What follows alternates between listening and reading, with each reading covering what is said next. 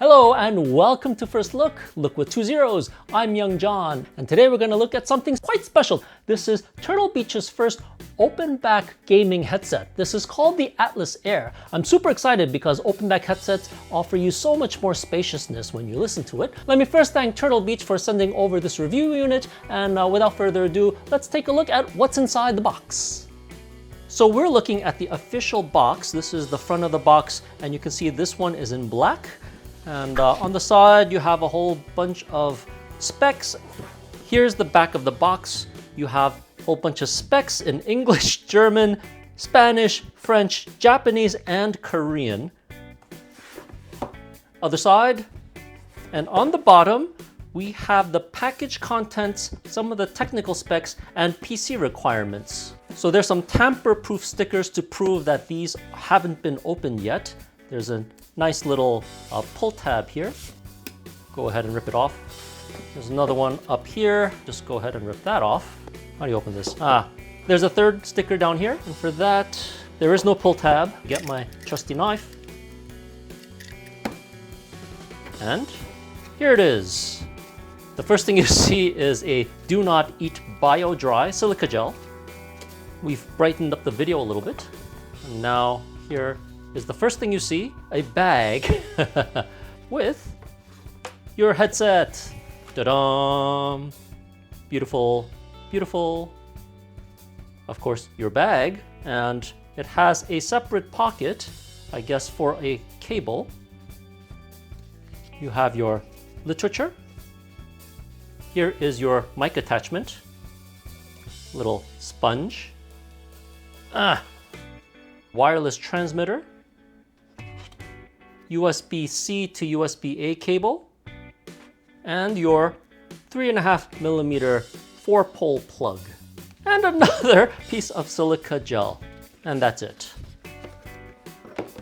And that's everything you get in the box. Your headset, your microphone, microphone foam, transmitter, USB cable, 3.5mm 4-pole plug, and a bag for your headset. Let's do a product walkthrough. This is super bendy and super flexible. You can think of this as three different parts. You have the headband part, and you have two different ear cups. Now I say three parts because you can see that this is a floating ear cup design. This is being held by shock absorbers. It reminds me of a Rode video mic, which is held together by these rubbery bands, and it sort of stops external noises from getting affected by the ear cup. All of the controls are on the left side, and if you look at the bottom, you can see your power button, the quick switch button, the 3.5mm cable port, USB-C charging port, and your Bluetooth button. And down here you have your port where you can stick in your microphone, so we can stick it in, and you can now flip to mute and unmute. Also on the left side is the volume control. This is awesome. I love this function. You kind of turn it and the volume can go up or down by 6 levels. The ear cups are super comfy. I've been gaming 6 to 8 hours on these and I felt no fatigue at all. The only thing is that your ears might start sweating after about 3 hours, but otherwise it feels really good on the ears. Adjustments can be made depending on how big or small your head is, and you do that by these Velcro straps on the right and the left side. Now let's say this is too tight and you need this loosened because you have a bigger head. On the left, you just pull this Velcro here and loosen it. On the right also, you just pull this Velcro there and kind of loosen it. And now you have this loosened up for you. You can connect this Atlas Air to almost every device under the sun using one of three ways. This is the 2.4 gigahertz wireless dongle.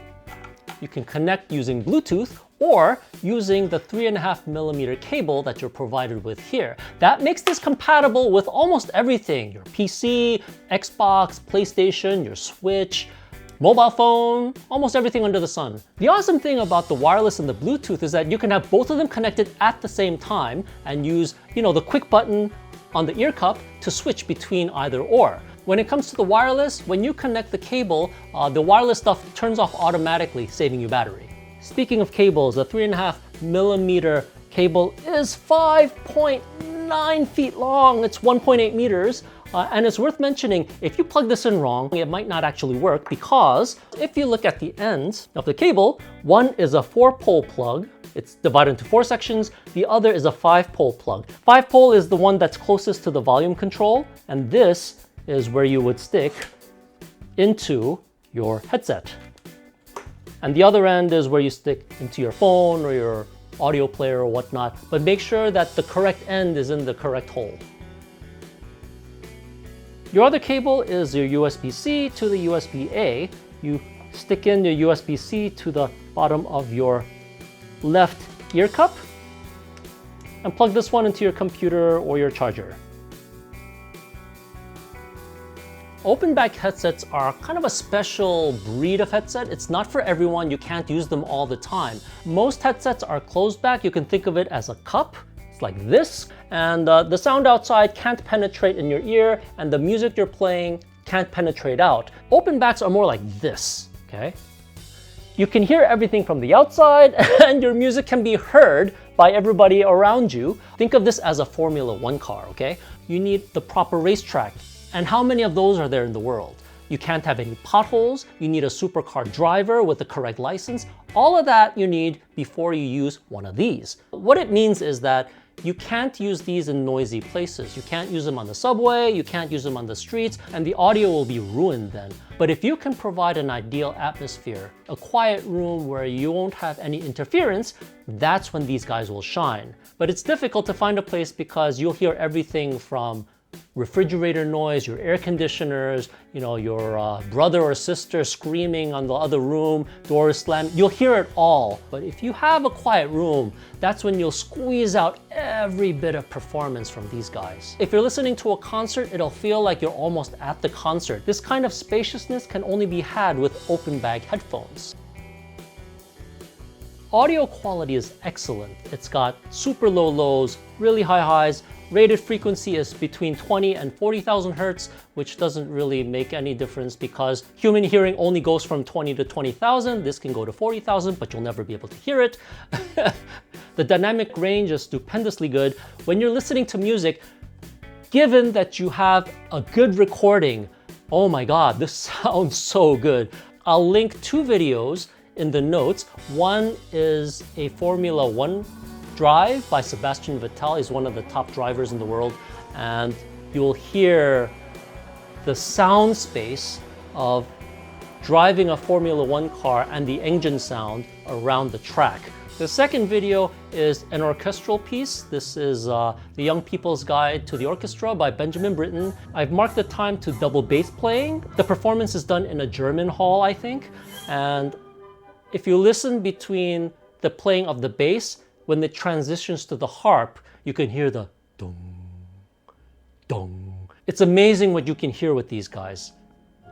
I listen to a lot of music, and when I listen to the sound of these headsets, it'll be different when you use a cable. I prefer the sound of the cable. It gives you eye-popping bass, and the level of audio from the lowest to the highest sound I think is more balanced. When you listen to the wireless dongle, it sounds like the bass is kind of blocked and the high sounds are kind of exaggerated. It's kind of screechy compared to the cable. I really do prefer the cable, but that's when I do serious music listening. What I'm thinking is the wireless dongle was made more for gamers because you want to hear the footsteps more and the firing of weapons, and you want to hear talking more, so I think it's optimized for that. But wired or wireless, I'll say one final word. There's a song by Daft Punk called Doing It Right. That song is designed that pushes the bass line. I use that kind of as a reference to see what headset's bass is capable of, and you can hear the difference between these two guys when listening to that. I'll link to it below in the notes if I can find it on YouTube. But since YouTube compresses audio, you might get similar sounds. But if you can find like a FLAC or a really high quality recording of that song, you'll definitely hear a difference and you can make up your mind on which one you prefer. If you're interested in customizing your Atlas Air, you can go to www.turtlebeach.com. You want to download Swarm 2. And on the upper right hand side, you have supports and downloads. I'll go down to the second option, software downloads. you'll be greeted with a downloads page. Now, the latest product releases probably has your Atlas Air, but in case it doesn't, you can go to this select product type, select headsets, and then select the product, which is the Atlas Air. You'll be taken to the Atlas Air download page, and you see Swarm 2. It's available for Windows. Either select Windows 11 or Windows 10, and click on Downloads. As an alternative, if you scroll down a little bit, you can do it for mobile too. You can select either iOS or Android. It will tell you the operating systems that are supported, and it'll take you directly to the App Store, or for Android, Google Play. For us, we want the PC version, so I'm going to select Download. And then you just have to remember where you're saving it in your PC. For me, it's on the Downloads folder. And then I'll go ahead and save this and install it. You should see a Turtle Beach Swarm 2 icon here on your desktop once you install it. And it'll connect to all of your various devices. It says preparing. Once it's ready, just click on your device and you're taken to your Atlas Air settings. I'm going to maximize this now. And on the left side, you have your audio controls, including your master volume, which you can control with Windows on the bottom right, so it's redundant, don't worry about that. But the most useful thing is for gamers, Superhuman Hearing. Once you turn it on, it'll maximize the audio for either footsteps, gunshots, or legacy with these three settings. Other options, you have your game chat mix, you have your chat boost for bold, dynamic, or active, you have Waves 3D, which you can select what kind of optimization you'd like to have between games, music, and movies. On the right side, you have your microphone options. You have mute to mic with software. You can do it by flipping your mic, so you don't really need that. You have your sensitivity from 0 to 100. You can do mic monitoring, so you can hear what you're saying and not scream at your mic. You have your noise gate levels, and you can then move on to settings for equalizer here. And you have your flatline initial Turtle Beach signature sound. You can select bass boost, treble and bass boost, and vocal boost by clicking on your selection. You also have an option for your mic. Signature sound, full, clarity, and smooth. These are just different EQ settings for your microphone. Finally, you have this here, which is your device status. You can see your battery levels here. We're not at 100%. You have your drivers, if they're up to date or not. You can see your transmitter settings. You have your power options here, where you can automatically have the headset shut down in 30 minutes, 20 minutes, 10 minutes, 5 minutes, or just leave it off so it never shuts down. Here, your transmitter emits an LED light. You can set it at maximum, or you can set it at no light at all. And finally, your voice and tone prompts. This is the voice you hear inside your headset. 15 is too loud, it's screaming in my ear, so I have it set at 10. Other than that, the most useful thing is this settings button here. You click on that, and you can check for any updates to Swarm 2 or for firmware. And that pretty much does it. Those are your various options for Atlas Air in Swarm 2. Here's a little hint. If you want to see a battery level, you can go to the bottom right of your Windows, right-click on the Turtle Beach icon, and you can kind of see like where your battery level is at. So check this out. What do you see? This headset is the size of an extra head. So if I take my head, right, and split it in half, that's the headset. So it's like having a head next to a head. This is really, really big. But the good news is that once you have it on, it's pretty light. You don't feel it at all. But in order to do that, to make it light, this is made out of plastic, totally plastic. They put the money to work in the electronics and the drivers and all that stuff, but it doesn't scream quality. It's made of plastics. This is, oh, and another thing, the electronics are all in the left ear, you know, all the controls. The right ear is empty. How do I know this? Where's my mic? Listen to this. You hear the tinging? That's because it's empty and there's no dampening. So if I have these on and something hits the side of this thing, you know, tap it by mistake, you'll hear tinging. It's really, it shouldn't be tinging. Once I updated the firmware, the audio level dropped so that What I used to listen to at level 24 after the firmware update, I had to crank it up to level 70 to hear it at the same level as you used to at 24. So the sound got really, really low after the firmware update. Now we're in the middle of September now. I've been using this for about 3 to 4 months, testing it out, and they still haven't updated the firmware. But you can't use Swarm 2 without updating drivers. They'll force you to do it. So if you don't use Superhuman Hearing for gaming in Swarm 2, I advise you not to install Swarm 2. I advise you not to update the firmware, at least for now. When I look at gear, I look for points of failure. The first thing that'll break. Most of this is great. The quality, even though it's mostly plastic, the quality is very, very good. I can't see it really, going wrong anywhere except for one place, and that is this microphone attachment here. This thing, the design isn't that great in my mind. This is just waiting to fail. This will be the first thing that'll go. You can even hear it squeaking. Here, listen to this. That squeaking means it's rubbing against something, and if you continually do this up and down, eventually something's gonna break. So you've been listening to me singing praises and, oh, this is a great pair of headsets, audio is great, and the build quality is pretty good and all that stuff. And it's all true except for one thing that really bothers the crap out of me. For such a stupid reason, okay? If you look down underneath here, you see this mesh? They decided to put the seam of the mesh right on this band. I'm gonna pull it out a little bit. You see that? That seam? It sits right along the middle. And what that does is, because this band here is pushing against your whole head, after a while it leaves a dull pain because that seam is pushing right on top of your head. And that pain won't go away for like half an hour. It really hurts. Now the only way you can actually stop that is to cut this netting and just remove it. Or, before I put this headset on, I've had to sort of pull this so the seam is away from under this band. I know they're trying to hide the seam and all to make it look all pretty, but usability-wise, it's terrible. It really gives me a headache. I hope they fix that in future versions. Good news! The ear pads are replaceable and so are the headbands. Turtle Beach calls them mod packs. If you go online to turtlebeach.com or probably on Amazon too, they sell mod packs with different colored ear pads and headbands. These things you have to pull out carefully. I would recommend you push in one part and then pull up like this. And it looks something like that. Okay, this is the foamy part. And unfortunately, there's no real easy way of sticking this ear cup back here. I'm just gonna grab it on one side, and as I go around, I'm just gonna use my fingers to like hold them in place.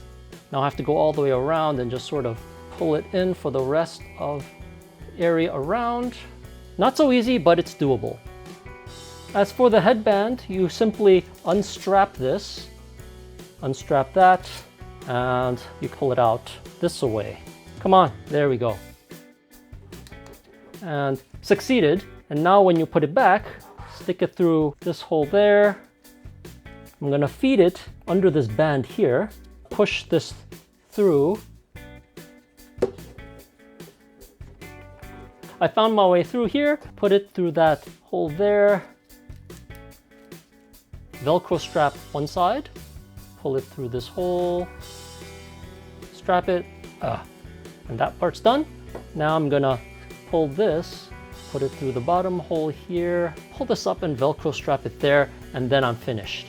And that's how you replace the ear cup and the headband. Personally, I really like these headsets. These are really good sounding open back headsets. I mean, I grew up on Grados. Those are kind of audiophile-ish headphones that are open back. I like the sound of those. These have a different signature, but these are made for gaming or are geared toward gamers. But for audio too, for music, they sound really, really good. The quality of the sound will depend on the source file or the source of the music. Most games are engineered for good audio anyway. It's not like, you're going to a concert hall, crossing your fingers and hoping that they have good equipment to record. Games are engineered with good audio. They have to be. So I have no doubts that you'll benefit greatly by having a large sound space. You just need the right environment to use these. You'll be rewarded with awesome sound, with great spatial openness and dynamic range.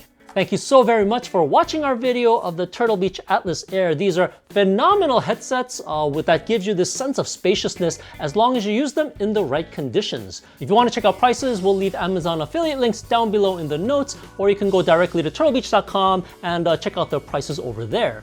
If you haven't yet, don't forget to subscribe to the First Look YouTube channel. It's Look with 2 zeros, and I'll see you all again next time.